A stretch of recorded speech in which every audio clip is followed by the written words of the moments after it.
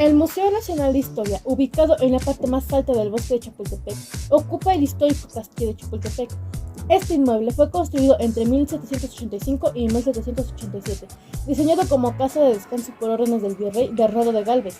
Con el tiempo, sus usos han sido diversos, desde la sede del colegio militar, escenario de batallas durante la invasión estadounidense, residencia imperial de Maximiliano y Carlota y hasta residencia presidencial. A partir de un decreto de Lázaro Cárdenas, está dedicado a resguardar colecciones y objetos de personajes de la historia de México, así como pinturas, murales de Juan O'Gorman, el retablo de la independencia, el feudalismo porfirista y sufragio efectivo no reelección, José Clemente Orozco, la reforma y la caída del imperio, y David Alfaro Siqueiros, del porfirismo a la revolución, entre otros. Fue inaugurado como museo el 27 de septiembre de 1944. Las áreas de exhibición están divididas en dos partes. La primera, en la zona que ocupó el antiguo colegio militar, en donde se encuentran las salas que se muestran en el periodo histórico, que van desde la conquista hasta la revolución de 1910. Y en la segunda, el Alcázar, donde se exhiben los mobiliarios del emperador Maximiliano y su esposa Carlota, y del general Porfirio Díaz y su esposa Carmen Romero Rubio.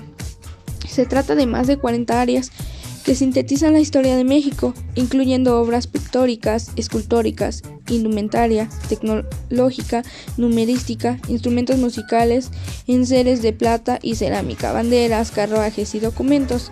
Cuenta con un auditorio, una sala de exposiciones temporales, una biblioteca, una fototeca, una librería y una cafetería. Bien, vamos con los niños héroes. Los niños héroes. El 13 de septiembre de 1847, los niños héroes nos dieron una lección de orgullo, coraje y dignidad al resguardar el castillo de Chapultepec frente al asalto de las tropas invasoras. Ese día tuvo lugar la entrada triunfal del ejército estadounidense a la capital de la República, señalando la derrota final de la nación en la guerra de invasión norteamericana. Esa misma fecha simboliza también la resistencia de los heroicos mexicanos. Chapultepec lo defenderían por lo menos de 1,000 hombres, entre los cuales había algunos cadetes del colegio militar, que ahí tenía a su sede. Aquel 13 de septiembre, luego de que 2 días de feroz bombardeo, los invasores se acercaron al castillo de Chapultepec, al pie de la rampa, y debido a su gran superioridad numérica, destrozaron al batallón activo de San Blas, muriendo su jefe, el coronel Felipe Santiago Xicoténcatl, y todos sus soldados. Entonces los invasores avanzaron con banderas desplegadas hacia el castillo, dando cuenta de nuestros soldados. Cuando todavía les dispararon los últimos defensores de la bandera nacional, los jóvenes cadetes del colegio militar, la tradición recogió a los hombres de los 6 alumnos, quienes en pueblo con gratitud han llamado los niños héroes, que murieron, enfrentaron el cuerpo a cuerpo al invasor. Exposición narra la historia del castillo de Chapultepec como escuela de cadetes de la Marina. La Secretaría de Cultura Federal, a través del Instituto Nacional de Antropología e Historia, INAH, y del Museo Nacional de Historia, MNH, y también la Secretaría de Marina Armada de México, SEMAR, presenta la exposición de educación naval militar en el castillo de Chapultepec para recordar un fragmento de la historia de esta disciplina en el país, cuando esta carrera se estudiaba en la entonces sede del colegio militar. En las salas 9 y 10 del recinto, más de una centena de piezas cedidas por la SEMAR en calidad de préstamo dan cuenta de cómo eran formados los marinos para la defensa de la soberanía nacional en mares, costas, litorales, destacando a la fragata de Chapultepec, un modelo de buque de vela utilizado para ilustrar a los alumnos sobre su composición y funcionamiento. Las apariencias del México moderno. Durante su prolongada administración, el general Porfirio Díaz procuró mostrar a México como una nación en la que reinaba la paz y imperaban las instituciones.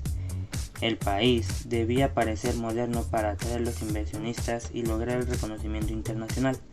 Entre los medios utilizados para ello figuró la instalación de pabellones en las exposiciones internacionales de Filadelfia en 1876, Nueva Orleans en 1884 y París en 1889.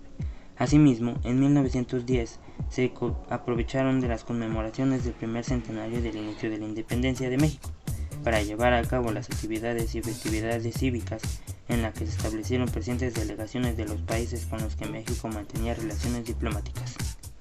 La crónica destacó la inauguración de la Columna de la Independencia en la Ciudad de México. Los banquetes, recepciones y desfiles se multiplicaron. Fue memorable la ceremonia del grito de independencia, que según las notas periodísticas fue animada y solemne, como nunca. Y la apoteosis de los héroes, broches de dinamismo con los que el gobierno cerró la conmemoración del centenario. Además, el acontecimiento festejó simbólicamente al héroe de la paz, Porfirio Díaz. Sin embargo, apenas 2 meses después del antireeleccionistas encabezados por Francisco I. Madero, descontentos por el fraude electoral que mantenía al presidente en su puesto otro periodo más, llamó a la insurrección popular iniciada así, la Revolución Mexicana 1810 a 1820. Don Miguel Hidalgo y Costilla, de cura violinista a generalismo de los ejércitos insurgentes. A lo largo de casi toda su vida, el cura Miguel Hidalgo y Costilla fue conocido por su inteligencia siempre despierta, su agilidad mental y buena disposición para buscar caminos de desarrollo económico para los talleres y ranchos vecinos a las parroquias de San Felipe y de Dolores. Además de ser académico notable por sus conocimientos en teología, llamó la atención su gusto por la música. Era un buen violinista y tocaba en las tertulias y bailes que organizaba en su casa. Su interés por la situación política de la Nueva España y por la resistencia española ante la invasión de Napoleón en 1808 lo llevó a aceptar como viable el perfil criollo de la autonomía novohispana. A los 57 años de edad, en 1810, Miguel Hidalgo se convirtió en el caudillo de una rebelión que se desdobló a la larga y costos de guerra de la independencia de México.